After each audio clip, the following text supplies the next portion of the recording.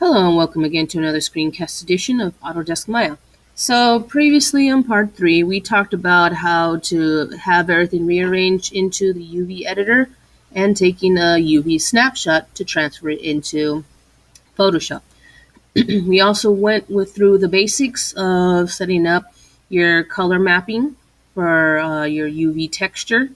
So we've done that. So in this part, we will be focusing more on normal maps and transferring it back to Autodesk Maya. So previously, we had this set up.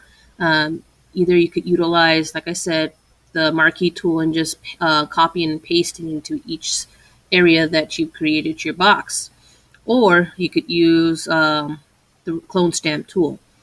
I use the clone stamp tool, and whichever is effective for you, you could either use either one. So the next step is to establish a normal map. So if you will, you'll see if you have your color layer, I want you to right click on it and go to duplicate layer. You're going to rename this as normal map. Once you have that, it'll be duplicated and pretty much it'll be established. It's going to look the same, but what we're going to do with that in just a moment is going to be completely opposite. So if you could go on to filter, NVIDIA tools, and normal map filter. If you don't have this specific plugin, all you have to do is just quickly go to the materials section of iTunes U, and it has already the provided it already has the provided link right here, which is at https developers.nvidia.com/nvidia texture tools Adobe Photoshop, and you can easily download it and it can be installed into it automatically.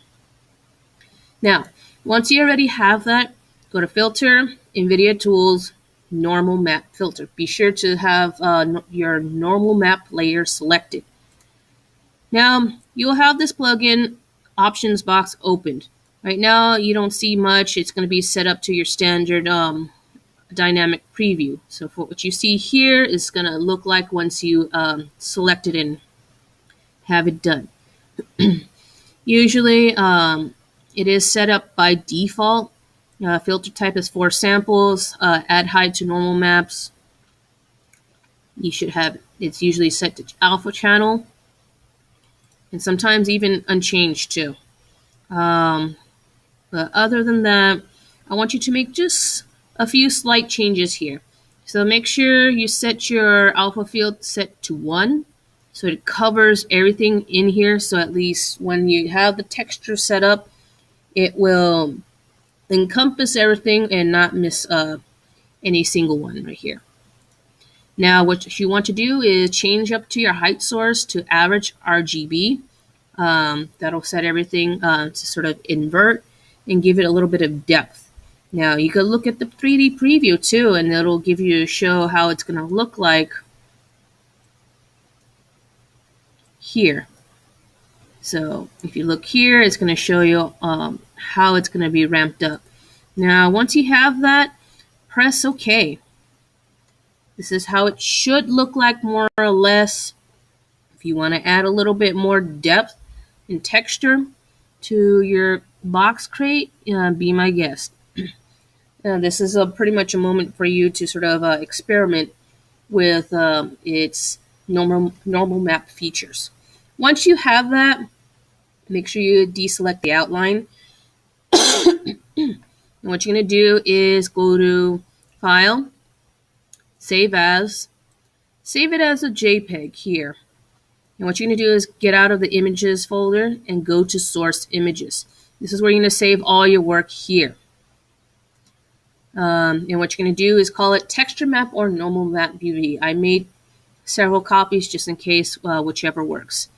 So save it, and it should be set to your maximum quality at 12, and press OK. You're going to hide this again. You're going to select your color, Save As, JPEG, Source Images, Color UV. Press save and press OK. Now, once you have that, press OK. Then what you're going to do is return back to Autodesk Maya. As you see how everything is situated here, everything's set into a checker box. Now, the burning question is, how do I get rid of the checker box and resume back to its normal default color? So what you're going to do instead is go to Windows, Rendering Editors, Hypershade. This will open up your Hypershade options node window, and you'll have all the provided information, which includes the shader colors that's shown and displayed, plus the node system and your textures. If you will, go to the top of your tabs onto textures. Select checker. I want you to press delete, and it'll get rid of the original checker box file.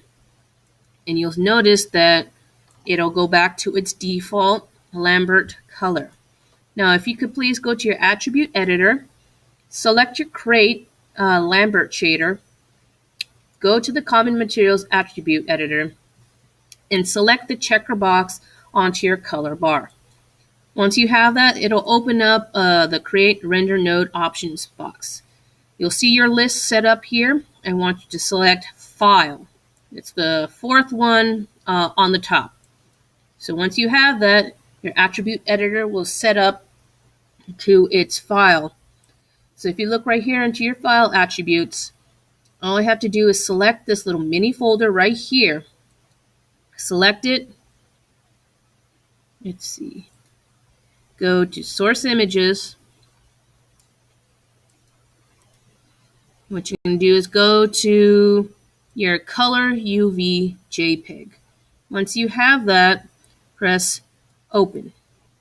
And voila, you've got your box set up. It should be pretty much even. Everything should look on par in regards to textures. Other than that, that's just part one of everything. So everything's looking pretty good. But we're not done just yet. So in a selector box again, what you're going to do is go to your common material attributes on your attribute editor. Once you have that, you'll see a little area called bump mapping. Right now it's kind of blank, but this is where your normal map UV will come in handy. So select the checker box, select file on your create render node, and you'll have it established right now. So if you go to the tab on your attribute editor, number file 2, you'll see the same little file directory with the file icon. Select the little file and select texture map UV or normal map UV, whichever you feel comfortable with. So I'm going to select my texture map UV, press open. Now you'll see the textures there, and it's very intense. It could be easily changed out onto the bump 2D tab 1 on your attribute editor. You'll see on your 2D bump attributes with the value and depth. I'm going to change up the bump depth here, just a smidge right here. And you'll notice instantly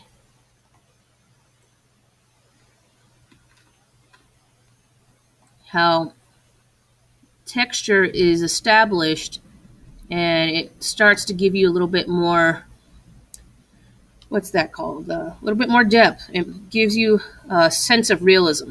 Now, it may not look like much, but when you start to render, if you see this little icon here with the little clapperboard, select it, and it should open up your render view. Right now, you can't see anything because it's set up to your Arnold renderer. All you have to do is change it up to your Maya software and press the clapperboard again onto your render view.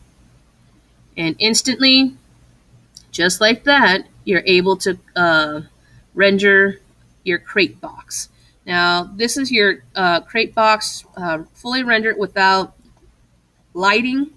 It's by default light. So whatever it projects, there's no really light depth, but it's just like a default light and how it's going to look like.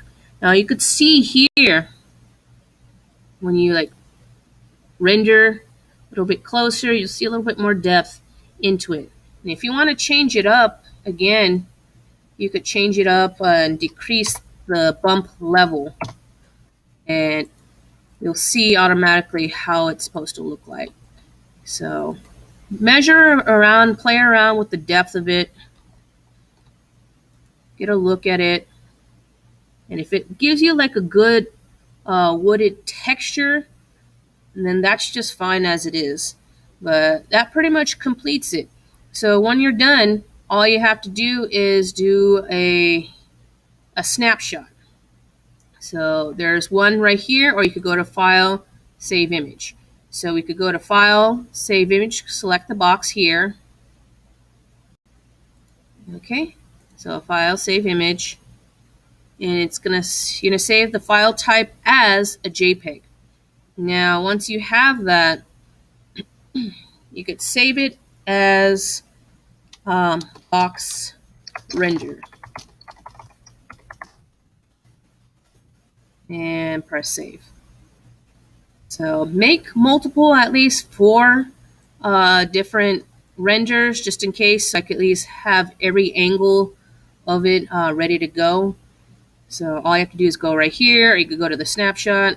Oh, maybe not. Well, this shows a snapshot of the render here. But anyways, the best option is just to go to File, Save Image, save it as a JPEG.